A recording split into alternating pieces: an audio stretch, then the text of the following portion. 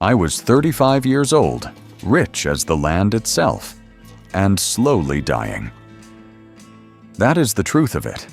Not some poetic exaggeration, not the kind of thing a man says to sound interesting at the county fair. I mean it plain and literal. My body was failing me the way a machine fails when no one tends to it for too long. 3 doctors had looked me over with careful eyes and careful words, and none of them had told me anything I didn't already feel in my bones every morning. I dragged myself off that king-size mattress and stood at the window of Cowboy Ranch, looking out at 600 acres of the most beautiful land in all of Texas, thinking about how much of it I would never get to keep. And then Lila Pruitt walked through my gate. I did not invite her. I did not know her. I had no idea what she was or where she came from.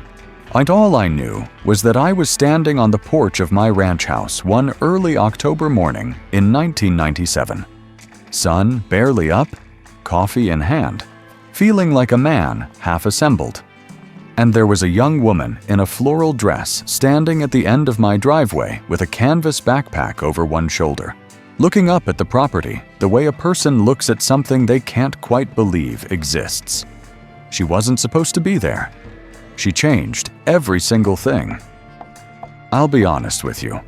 I wasn't always the kind of man who noticed strangers. Cowboy Ranch had a gate at the road, a long gravel drive, 2 ranch hands, and a reputation in Merritt County that made most people think twice before they knocked. 35 years old, and already people described me in whispers. Wade Calloway, rich as sin, cold as January, never seen to smile. I lost his daddy at 22, ran the ranch alone since. Never married, never looked like he was going to. I kept my distance because distance had never let me down the way people had. And I'd been sick, quietly, steadily sick, for going on 2 years. My chest tightened in the afternoon heat. I tired out faster than a man my age had any right to. I hadn't told a soul except 3 doctors who couldn't do anything useful about it. That October morning was not a good day. I was on the porch with my coffee, feeling like a man half assembled when I saw her. She was at the far end of the gravel drive, past the gate Billy had left open again. Not sneaking, not hiding. Standing there in the morning light in a pale yellow dress with small blue flowers on it, worn canvas sneakers, and a backpack that had clearly seen better days, looking up at the house with that slight tilt of the head I would come to know well. Dark brown hair loose around her face, dark eyes that stayed with you. I called out from the porch. "Gates closed for a reason." "It was open," she said. Didn't flinch. "Now I'm closing it. Go on." She didn't go on. She tilted her head the other way, like she was considering me, and said, "You don't look well." I had not been spoken to like that by anyone in years. "I look fine," I said. "You're holding your coffee like it's keeping you upright." Which was, unfortunately, accurate. I said, "Who are you, and what do you want?" "Lila Pruitt. I'm looking for work. My uncle used to work for a ranch 8 miles west. Told me Calloway hired seasonal help in fall. I just got into the county. I walked from the crossroads. You walked 3 miles in the dark." "The sun was coming up," she said. "It wasn't dark."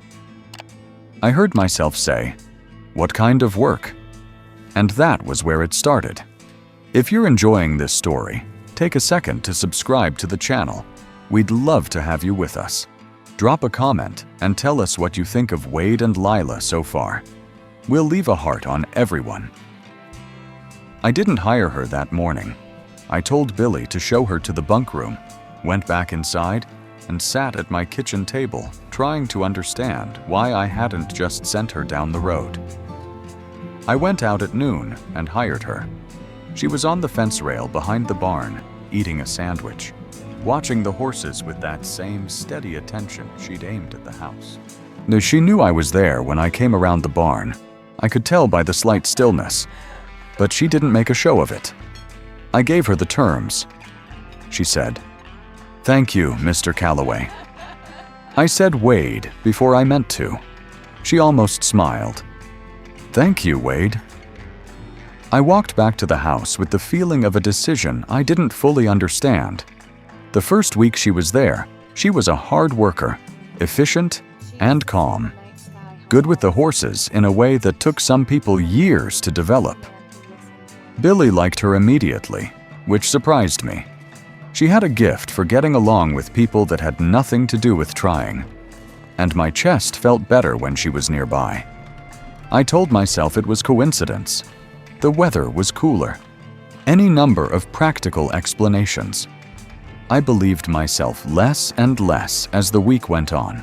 Like I was not prepared for the morning she came to the kitchen door. It was the end of her first week. I had gotten up early, earlier than usual, the chest tightness bad enough that morning that I'd lain awake for an hour before giving up on sleep entirely. And I was standing at the kitchen island in the gray pre-dawn, not even bothering with coffee yet, just standing there with my hands flat on the cool stone and my eyes closed, breathing careful and slow. I heard a knock at the back door, and I nearly said something I'd have regretted.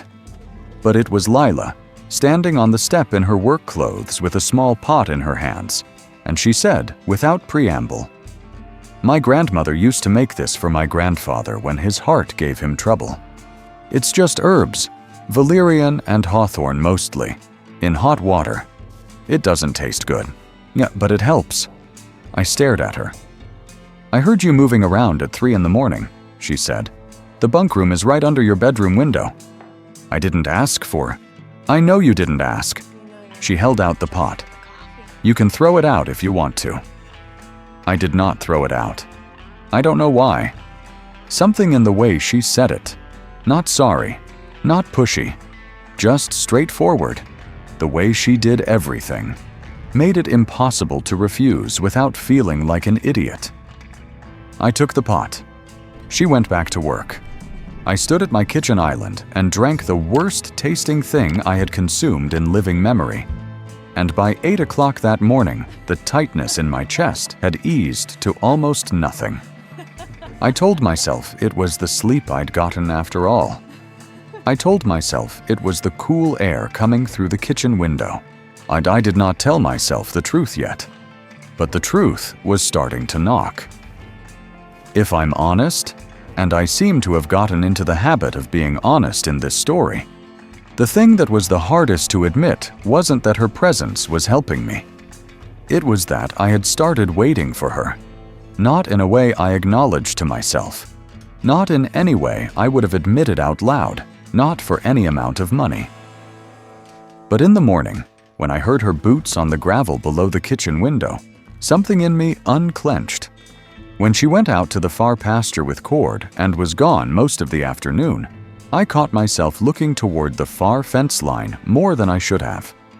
When she came back in the golden late afternoon light, hat in hand, hair coming down from where she'd pinned it up, I had to deliberately find something else to look at. She had no business being that. I don't know the right word for it. Settled. Present. She moved through the days of my ranch like she had always been part of it, like the land knew her, like the horses knew her, and honestly, I think both were true. My gray quarter horse, Mason, who had not let anyone but me and Billy get near him in 4 years, walked right up to her on the 3rd day and put his big head against her shoulder and stood there while she talked to him in a low voice. I couldn't hear from where I was standing. I watched that and felt something I hadn't felt in a long time. I felt like I was missing out on something by standing at a distance.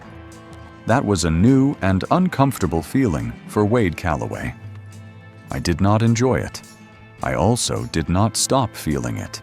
The 2-week trial ended, and I told her she was staying on for the winter.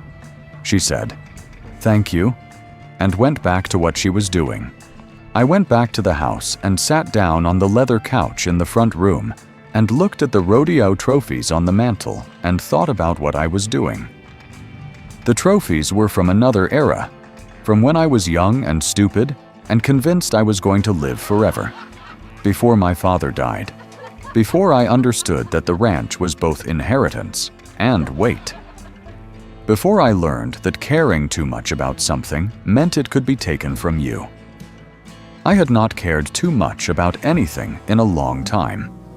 It had kept me safe. It had kept me alone.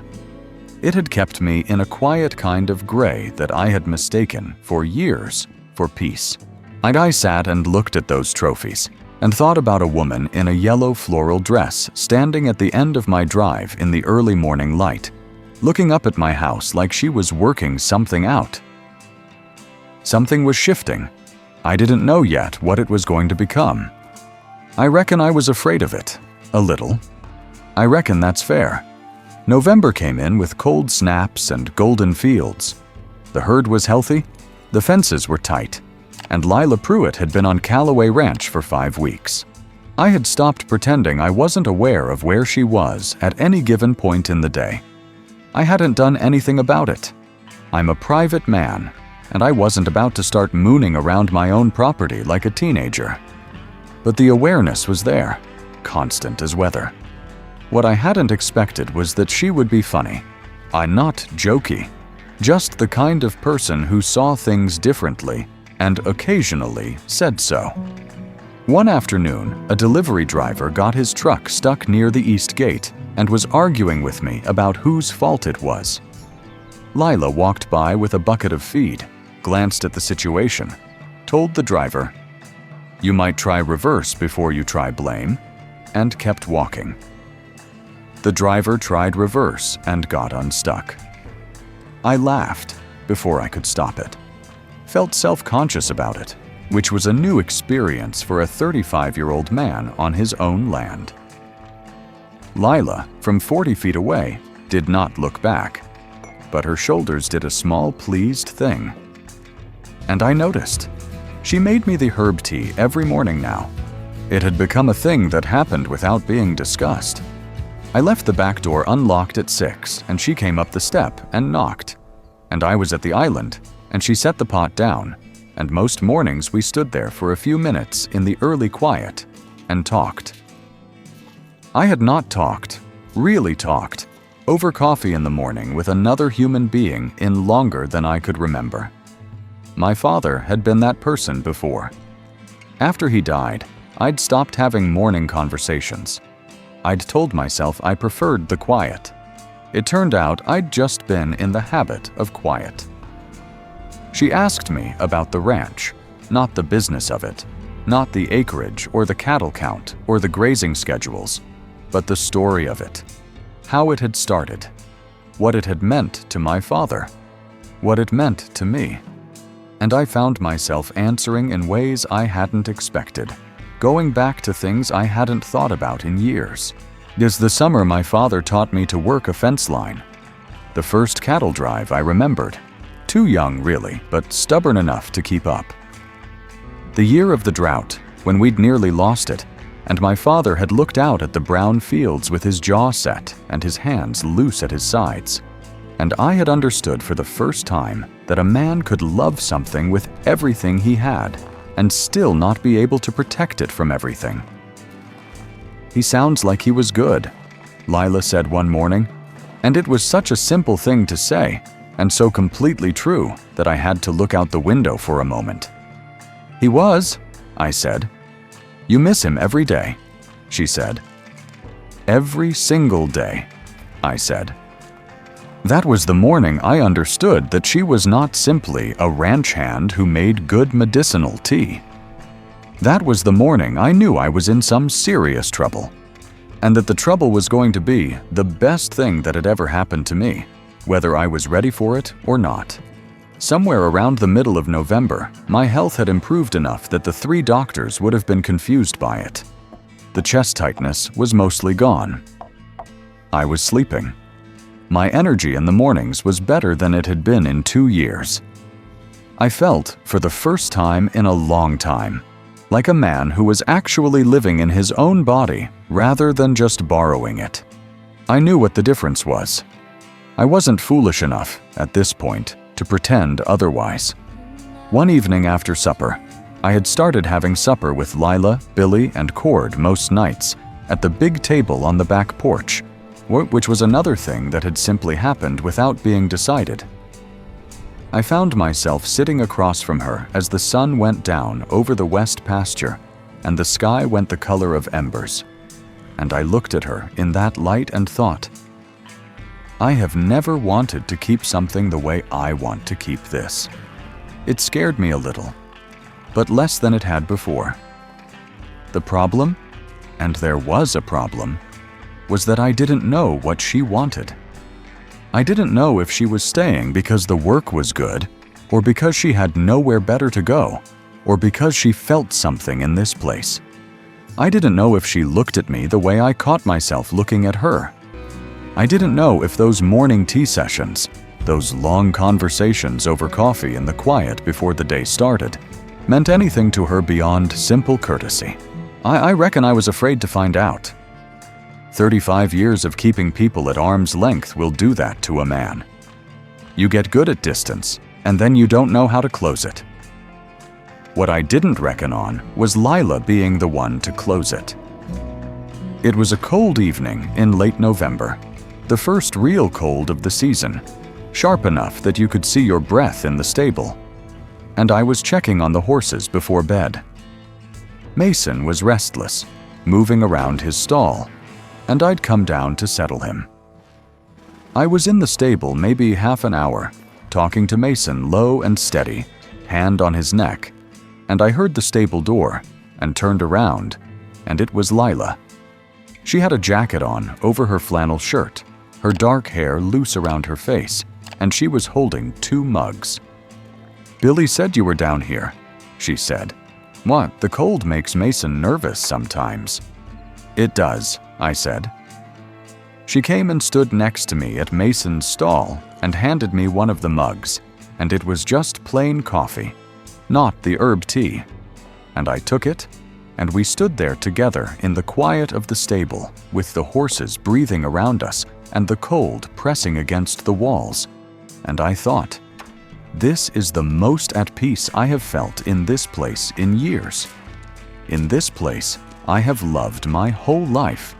I have not felt this at peace in years, and it is because she is standing next to me. "Lila," I said. "Yeah," she said. "Why are you here?" "Not tonight. Here, on this ranch." She was quiet for a moment. Then she said, "I told you, I was looking for work." "You could have found work anywhere.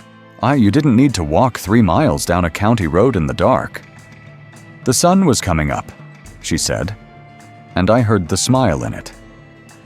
"Lila." She looked at me. In the low light of the stable, she looked entirely herself. Direct and unguarded, and real in a way that most people aren't. "I heard things about this ranch," she said, "from my uncle, about your father, about what this place is, and I thought, I wanted to see it." A pause. "I wanted to see if it was what I thought it was." "And?" She looked back at Mason, who had settled now and was watching both of us with his large, quiet eyes. "It's better," she said. "It's better than I thought." I set my coffee mug on the stall ledge. My heart was doing something I wasn't accustomed to. "I'm not an easy man," I said. "I'll tell you that plainly.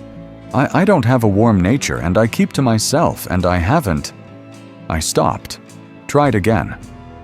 "I haven't wanted company in a long time. And then you showed up." She turned to look at me. "I'd like you to stay," I said. "Not as a ranch hand. I'd like you to stay because—" I stopped again, which was embarrassing for a man who generally had a handle on his words. Lila Pruitt, who had never once made anything harder than it needed to be, said, "I know, Wade." And then, quiet, and easy as everything she did, she reached out and took my hand. If you're still here with us, thank you. Genuinely. Drop a comment and tell us what your favorite moment has been so far. We'll leave a heart on every single one. I want to tell you that from that evening in the stable, everything moved in a clean, straight line, and nothing was complicated, and I became a different man overnight. That would be a tidy story. It's not quite the one that happened. What happened was more real than that, and better for it. I was still Wade Calloway in the morning, still private, still rough around the edges, still the man who had spent 13 years running 600 acres alone and developing habits that were not always easy for another person to live alongside. I still woke up at 5 and needed the first hour to myself. I still went quiet for long stretches when I was working through something. I still had days when the distance was easier than the nearness, and I had to remind myself that I'd chosen the nearness and that it was the right choice. What changed was that Lila didn't require me to be different from what I was. That was the thing I hadn't expected. I'd spent a long time alone, partly because I thought that being close to someone meant performing something I didn't have in me. Warmth I didn't feel. Ease I didn't possess. She didn't ask for that. She asked for what was real. And what was real, it turned out, was more than I'd given myself credit for. December came. The fields went gray and dormant and beautiful. We spent evenings on the back porch in the cold, talking or not talking, and both were good. She knew the names of every horse and most of the cattle, which made Billy laugh and me proud in a way I couldn't entirely explain. She baked on Sundays. Not often, not as a project, just when she felt like it.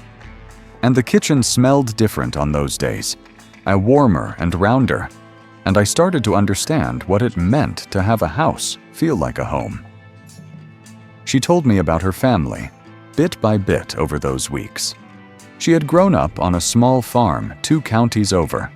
Her parents both gone now, raised mostly by her grandmother, the woman who had taught her the herb teas and the old cures and the habit of paying close attention to the people around her. She used to say, Lila told me one evening, that most people who seem cold are just scared, and most people who seem strong are just lonely.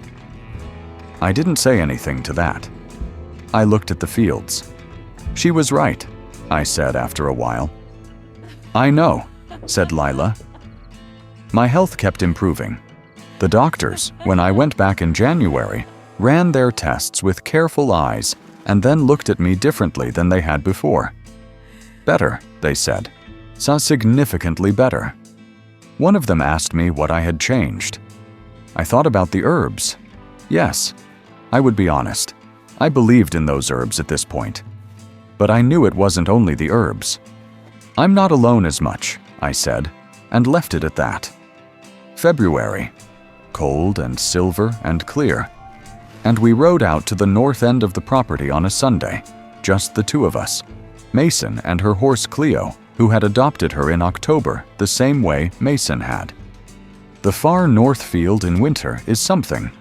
The grass all pale gold, and the creek running low and cold, and the sky going on forever above it. The kind of view that makes you feel small in a good way. The way the world reminds you that it is larger than your own troubles. We stopped at the high point of the North Ridge and looked out over the property. All of it.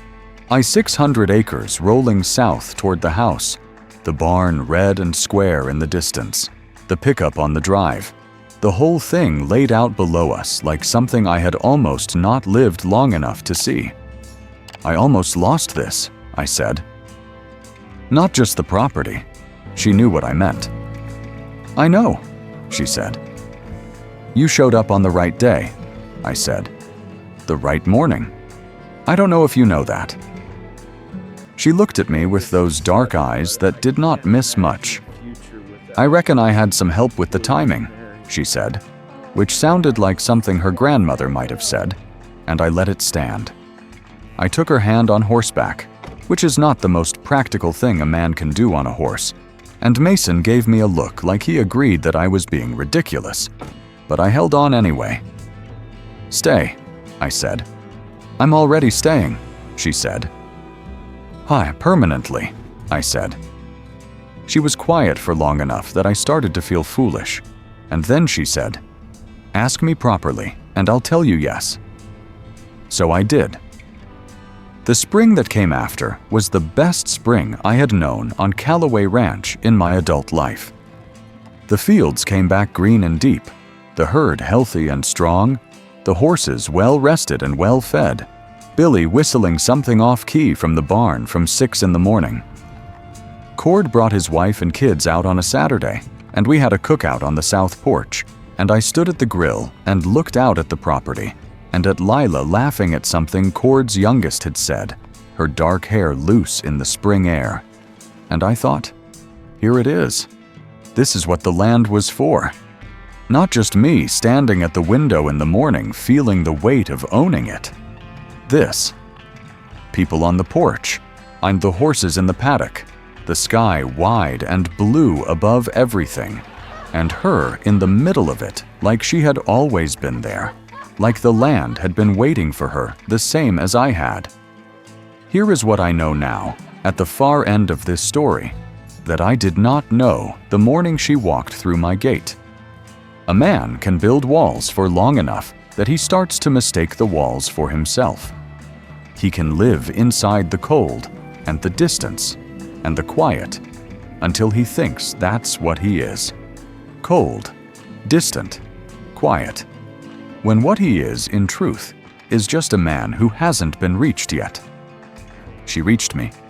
Not with anything dramatic, not with some grand gesture or a speech about how I needed to change. Just a pot of terrible-tasting herbal tea, a comment about reverse, a hand taken in a cold stable, like an ear for a story about a father I still missed every day of my life, a presence that was so genuinely, completely itself that there was no defending against it. She healed me. I don't know how else to say it, the practical and the impossible both. The chest tightness, the gray feeling, the slow withdrawal from a life I had almost stopped believing in, all of it eased and then mostly went away.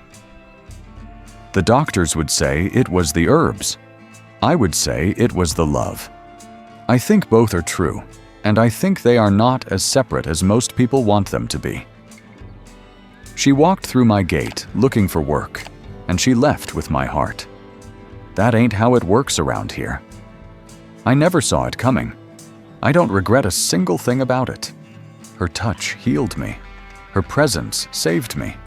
Her laugh, which I heard more and more as the months went on, a low and real and delighted, made me understand for the first time why a man would want to be the kind of person who could earn something like that. And she adores me. I still don't entirely understand why. I am not an easy man, and she knows it better than anyone. But she looks at me the way she looked at my ranch house that first morning, like she's working something out and she likes what she's finding. And every time she does it, I feel like a man who has everything. Lila Pruitt Calloway. She ruined me in the best possible way. I told her that once and she said, "Good," and handed me a mug of that terrible herb tea, and I drank every drop. 600 acres and one floral dress and a morning gate that should have been locked and wasn't. Some things are not accidents, even the ones that look like it. This is my ranch. Amon, this is my land. And this woman standing on the porch in the morning light, cup in hand, eyes on the fields, hair loose around her face. This is my whole life. Didn't see that coming. Thank God I didn't.